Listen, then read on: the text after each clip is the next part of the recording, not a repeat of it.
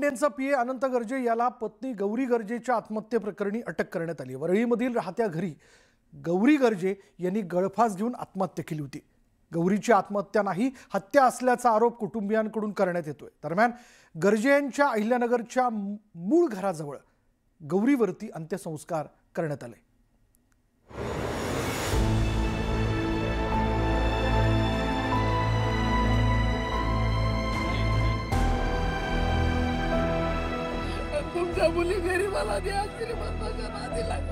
Doctor Gauri Garje यांच्या वडिलांचा हा आक्रोश काळीज चिरणारा आहे।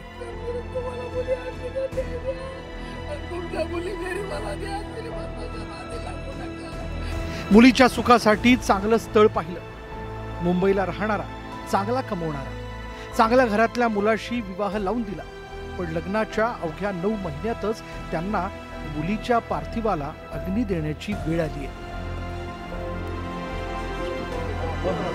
पतीच्या अनैतिक संबंधांमुळे गौरीचा जीव गेल्याचा आरोप पालवे कुटुंबियांनी केला। त्यामुळे संतप्त झालेल्या गौरीच्या कुटुंबानं अनंत गर्जेच्या अहिल्यानगर इथल्या मूळ गावातील घरासमोर तिचा अंत्यसंस्कार केला। आधी वाद, मग बाचाबाचीनंतर पोलिसांच्या हस्तक्षेपानंतर हे अंत्यसंस्कार करण्यात आले।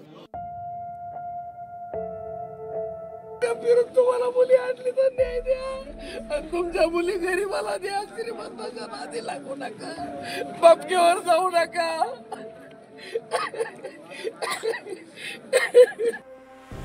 केम हॉस्पिटलमध्ये डेंटिस्ट असलेली गौरी हिमतीची होती, आत्महत्या करणाऱ्यातली नव्हती असं सांगत तिच्या कुटुंबानं गौरीच्या हत्येचा संशय व्यक्त केला। गळफास घेतलेल्या गौरीला हॉस्पिटलमध्ये दाखल केल्यानंतर तिचा पती अनंत गर्जे फरार झाला होता। रविवारी रात्री उशिरा तो पोलिसांना शरण गेला। रात्री 1 वाजता वरळी पोलिसांनी अनंत गर्जेला अटक केली। आत्महत्याआधी गौरी आणि अनंतचं कडाक्याचं भांडण झाल्याची माहिती अनंतनं पोलीस जबाबात दिली आहे। या पोलीस जबाबात त्यांनी काय म्हटले बघा। आत्महत्येच्या काही मिनिटांपूर्वीच गौरी आणि अनंत यांचं भांडण झालं होतं। यानंतर अनंत पंकजा मुंडे यांच्या कार्यक्रमाच्या निमित्ताने घराबाहेर पडला। अनंतची कार कोस्टल रोडला असताना त्यानं वारंवार गौरीला फोन केला, मात्र गौरीनं फोन उचलला नाही। अनंतनं कार पुन्हा घराकडे वळवली। घराबाहेरून आवाज देऊनही गौरी दार उघडत नव्हती। आतून कुठलीही प्रतिक्रिया मिळत नसल्यानं अनंत हा खिडकीतून घरात डोकावला। यावेळी गौरीनं गळफास घेतल्याचं त्याला दिसून आलं। गौरीच्या आत्महत्येप्रकरणी अनंत गर्जेसह त्याची बहीण शीतल गर्जे आंधळे आणि दीर अजय गर्जे यांच्या विरोधात गुन्हा दाखल करण्यात आला। या प्रकरणातील पुरावे गोळा करण्यासाठी फॉरेन्सिक पथक आणि डॉक्टरांच्या पथकानं अनंत गर्जेच्या मुंबईतील घराची तपासणी केली। आता ॲबॉर्शनचे पेपर सापडले अशी त्यांची केस आहे। माझ्या माहितीप्रमाणे ॲबॉर्शनचे पेपर त्यांना सापडले की नाही हे सांगता येणार नाही, पण हे जे काही 2021ची ही घटना होती जुनी, ही दोन्ही कुटुंबांना माहीत होती। दोन्ही कुटुंबांना सांगूनच यांनी लग्न केलेलं होतं। जे काही घटना घडली त्या फॅनची उंची किती होती, बेडची हाईट किती होती आणि याच्यातनं उर्वरित माहिती आता पोलीस स्टेशनला भेटणार आहे। त्यानंतर आम्ही आमचा क्राईम सीन रिपोर्ट बनवू की पॉसिबिलिटी किती आहे कोणत्या गोष्टीची, जे काय आरोप झालेले त्या बाबतीत। त्यामुळं आत्ता तर ही प्राथमिक क्राईम सीन झालेली आहे। अनंत गर्जे यानं रडत रडत गौरीच्या आत्महत्येबाबत पंकजा मुंडेंना कळवलं होतं असं पंकजा यांनी आपल्या निवेदनात म्हटलं।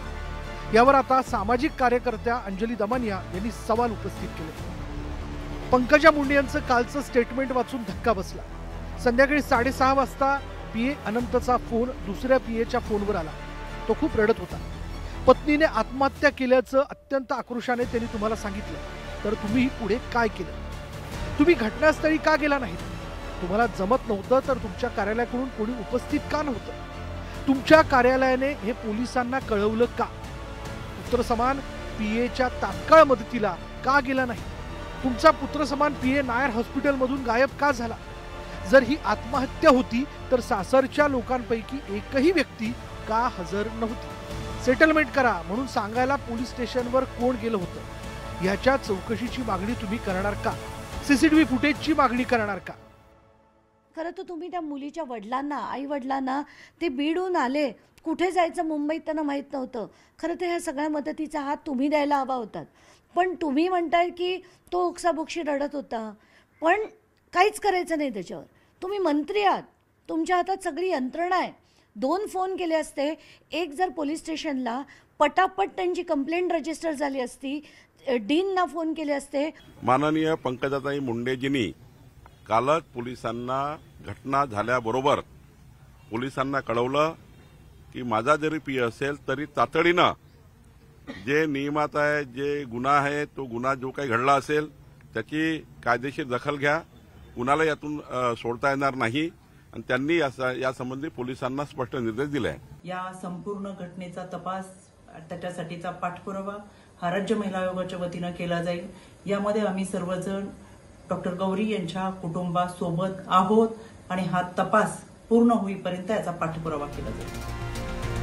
गौरी गर्जेच्या आत्महत्येनं राज्यातील सामाजिक आणि वैद्यकीय क्षेत्रातही खळबळ उडाली.